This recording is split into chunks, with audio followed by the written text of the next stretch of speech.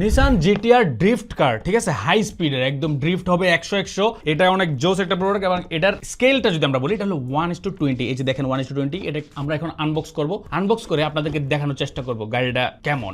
খুললাম, কি আছে ভিতরে দেখি তো।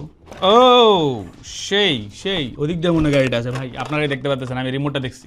ওকে খুললাম, খোলার পর কি আছে, এই পাশে গাড়ি আছে, এই পাশে রিমোট আছে, ঠিক আছে। গাড়িটা আমরা আগে দেখি, রিমোটটা পরে দেখতেছি। গাড়িটা কিন্তু আপনারা বক্সে পাওয়ার পরে যে পিছনে কিন্তু স্ক্রু দেওয়া আছে, এই স্ক্রুগুলো আগে খুলবেন, ঠিক আছে, তাহলে বক্স থেকে গাড়িটা বের হবে। ওকে স্ক্রু খুলে ফেললাম আমরা, আমাদের হাতে কিন্তু এখন গাড়িটা চলে আসছে।